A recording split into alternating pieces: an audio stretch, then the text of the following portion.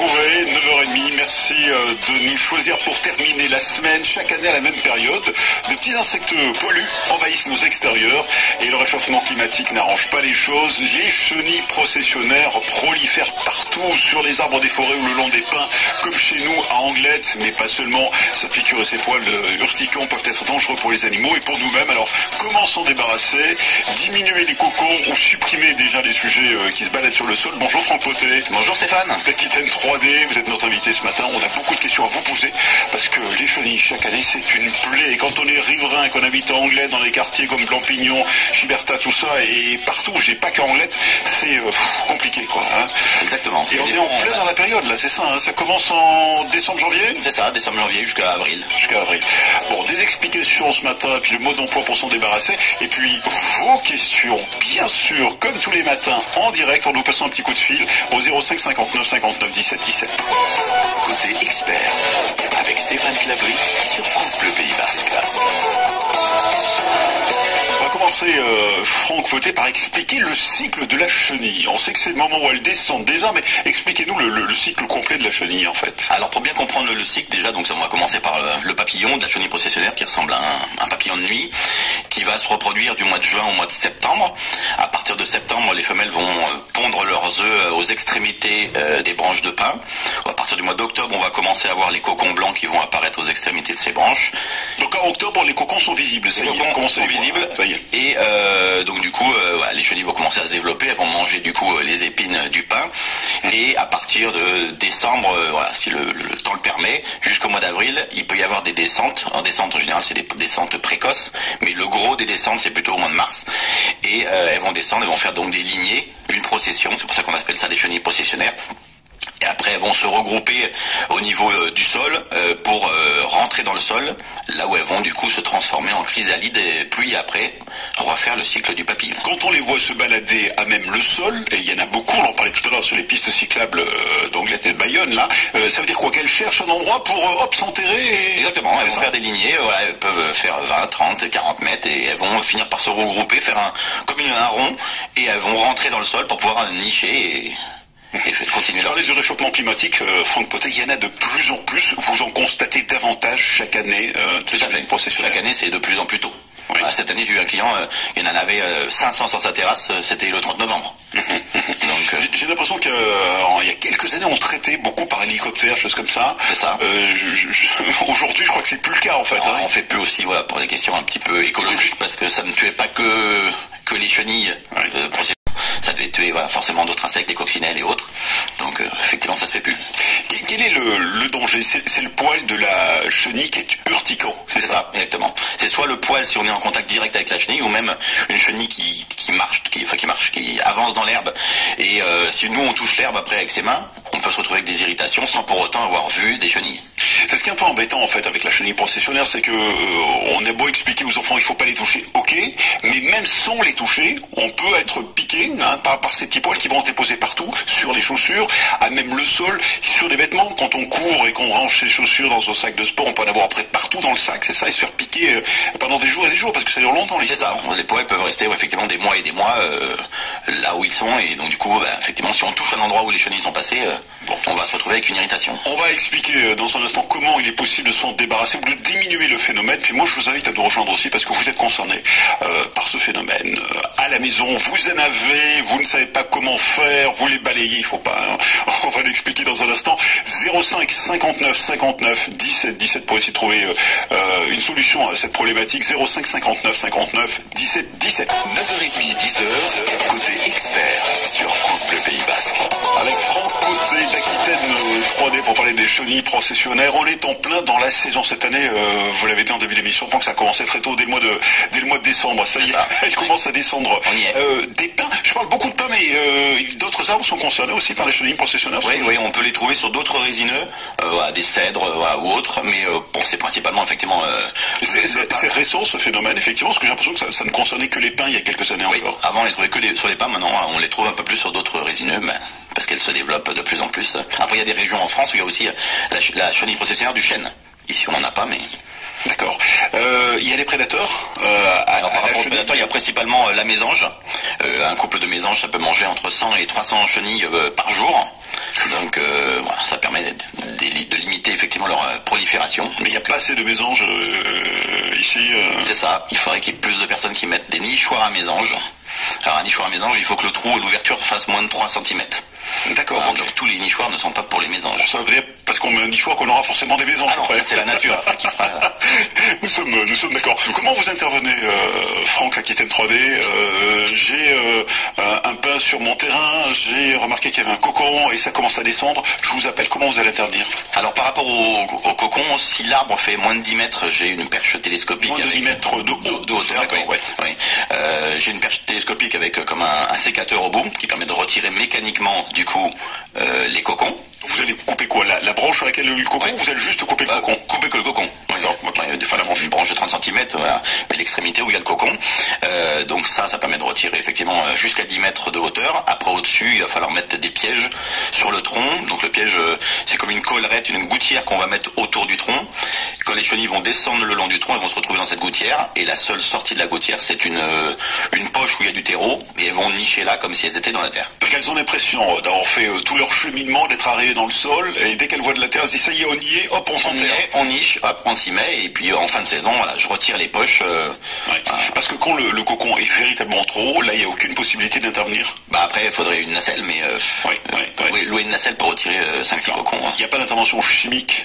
Non. Je me trompe, je pose la question. Il n'y a pas d'intervention chimique. Non. Il y avait avant des traitements qui se faisaient à basse altitude, etc. Bon, maintenant, ça se fait plus parce que ça n'éliminait pas que les chenilles. Même avec l'arrivée des drones, effectivement, ça.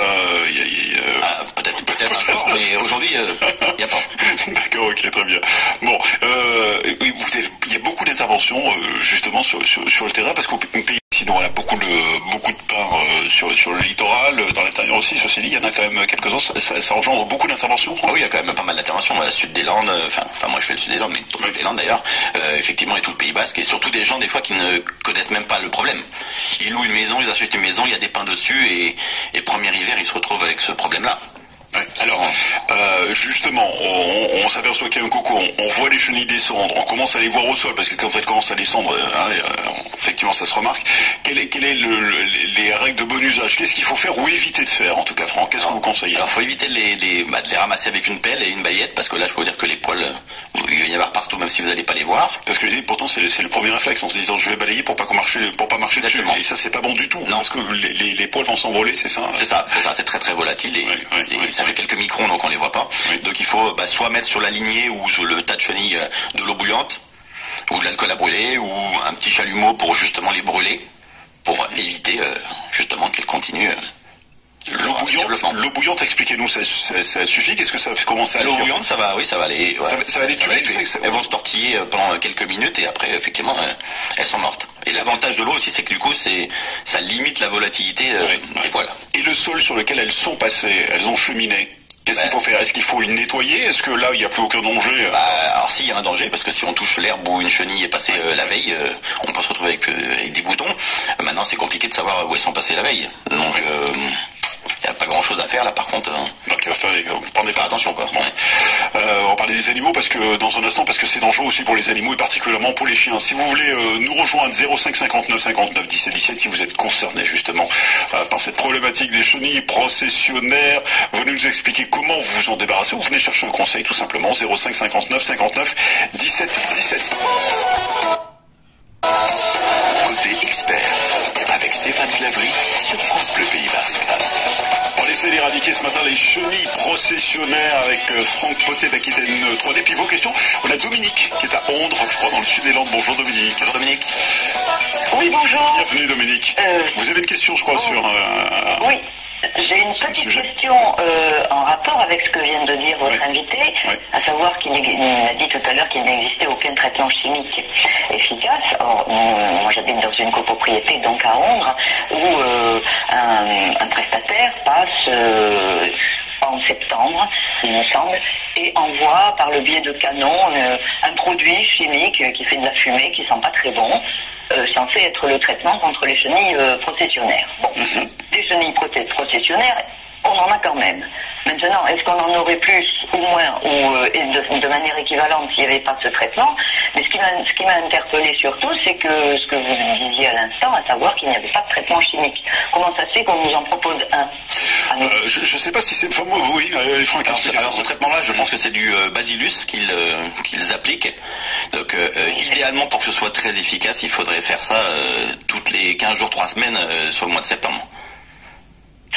Il passe une seule fois. Pourquoi au mois de septembre? Parce que c'est là que les femelles commencent à pondre les cocons. Oui. Et en fait, le cocon, une fois qu'il est blanc, il est hermétique à tout, donc il n'y a rien qui va rentrer. Donc c'est avant que le cocon apparaisse et quand les chenilles font 1 cm de long. Ouais. Donc ça, c'est pour éviter d'avoir des cocons. Donc est-ce que vous avez des cocons blancs chez vous, Dominique? Ah oui. Donc là, ça veut dire que... ça veut dire que l'efficacité n'est peut-être pas à la hauteur de... C'est-à-dire que ce qu'il faudrait faire, c'est donc faire passer cette espèce de canon à produit tous les 15 jours entre fin août et fin septembre. C'est ça, il faudrait faire passer au moins 3 fois. Au moins 3 fois, oui. Donc c'est plus que tous les 15 jours à la période avant que les chenilles soient mises en cocon. Après, vous avez combien de pain dans la copropriété? C'est très grand, on a plus de presque 900. Non, attendez, 900 pains dans la copropriété? Oui. C'est une copropriété horizontale. Ouais, d'accord. Là, pour le coup, ça risque d'être compliqué, là. Après, le canon en question, il peut passer partout parce que 900 pains, ça fait de la surface. Oui.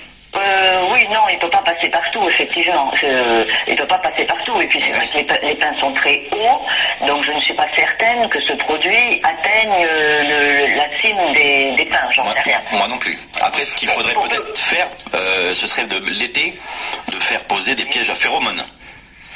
Alors, oui, ça c'est possible, mais d'abord, compte tenu du nombre de pins, ça me paraît compliqué. Oui, mais alors, après, les pièges à phéromones, ça fonctionne sur un rayon d'une quinzaine de mètres autour du pin. Donc du coup, ça capte les papillons mâles grâce à des phéromones femelles. Et donc du coup, il n'y a pas besoin de mettre un piège par pin. Mais de mettre peut-être tous les 15 mètres, 15-20 mètres, un piège à phéromones. Et un piège, ça capte entre 20 et 50 papillons. Donc autant de cocons en moins. Et là, on est encore sur la prévention. Je voudrais faire rentrer Estelle dans le débat. Reste avec nous, Dominique, parce que c'est intéressant. Estelle est vétérinaire, je crois. Bonjour, Estelle. Oui, bonjour. Bonjour. Vous souhaitiez intervenir, hein? Qu'est-ce que vous vouliez dire? Oui. Oui, j'entendais que vous faisiez une intervention sur les chenilles protectionnaires. Et justement, hier, j'étais au travail et j'ai reçu un chien en urgence qui avait été touché. Donc, c'était simplement, pour donner 2-3 conseils aux propriétaires de chiens. C'est que c'est un sujet qui fait assez peur parce que c'est vrai que quelquefois, les conséquences peuvent être assez impressionnantes.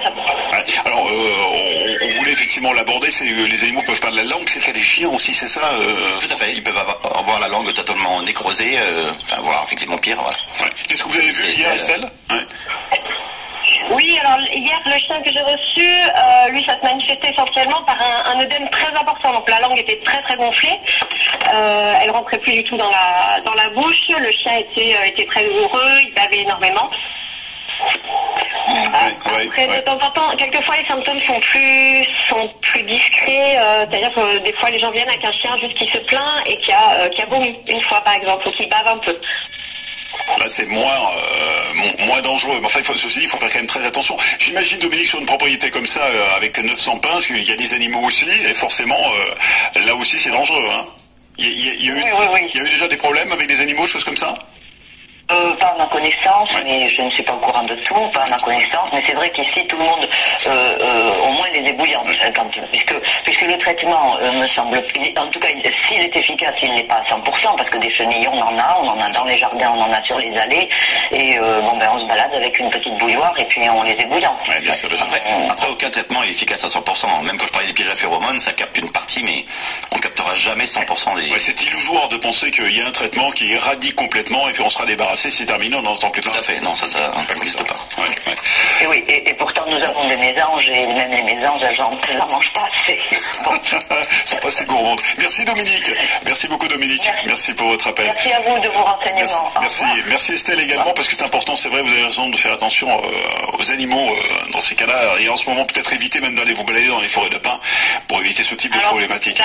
D'expérience, les plus touchés en fait sont surtout les chiots. Les jeunes chiens de moins d'1 an, c'est eux qui vont avoir la curiosité et l'envie d'aller prendre en bouche les chenilles. Sur des chiens plus âgés, la plupart du temps, ils s'en désintéressent, ils n'y font pas attention, mais la plupart des cas qu'on rencontre, et alors attention, ça commence dès le mois de décembre. C'est ce qu'on disait. On a eu dès le mois début décembre, et donc attention surtout avec vos chiots, en fait. Les chiens de moins d'1 an, ils sont très curieux, et ils vont aller prendre les chenilles en bouche. Merci beaucoup Estelle, en tout cas, merci beaucoup, bonne journée, à très bientôt. Merci à vous, bonne journée. On continue dans un instant, 59 deux fois, 17 deux fois. France Bleu Pays Basque. Côté expert. Les chenilles processionnaires, on en a marre, et on en discute en tout cas ce matin à la radio avec Franck Potet d'Aquitaine 3D. On a parlé rapidement des pièges colorettes qui se fixent autour des troncs des pins, notamment, mais ça peut se mettre sur d'autres arbres, j'imagine aussi, Franck. Ah oui, ça peut se mettre sur tous les résineux ou des chenilles pour être présentes. D'accord. Quel que soit le diamètre du pin, ça coûte combien ces pièges qui sont assez répandus, on en voit d'ailleurs. Alors on va être à partir de 70 € TTC la pose du piège. Jusqu'à 120, 130 €, ça va dépendre du diamètre de l'arbre en fait. Ils sont tous constitués de la même façon, c'est-à-dire qu'il y a la collerette qui empêche les chenilles de descendre et la poche. Et la descente et la poche, tout à fait. Oui, c'est toujours le même principe, c'est juste le diamètre qui change selon les pins. On les installe à quelle période et on les vide ou on les enlève à quelle autre? Alors je les installe en général à partir de mi-novembre, en précaution, en prévoyance de descente précoce début décembre, et je retire les poches en général au mois de mai. Après les dernières descentes. D'accord. L'efficacité, vous la mesurez Oui. On est à combien? Ça capte, je dirais, 95% des chenilles. Après, il y a toujours des cocons qui peuvent être un peu fragiles et des chenilles qui vont tomber bien en dehors de l'arbre, mais voilà, ça c'est les chenilles qui descendent pas par le tronc. Ouais, je crois que parfois même les mésanges viennent se servir et s'alimenter dans les poches. Exactement, c'est l'un des seuls oiseaux qui est capable d'aller chercher les chenilles dans les cocons. Parce qu'elle voit justement ce qui se passe à l'intérieur. Ah oui, dans les poches aussi, tout à fait, oui. Ouais, dans les poches. C'est la solution que vous préconisez, vous, avant tout. Ah oui, pour vous, c'est la plus efficace. Ah oui, ça c'est la solution à partir si on n'a pas, effectivement, comme la personne de tout à l'heure, 900 arbres. Là, c'est juste techniquement pas possible.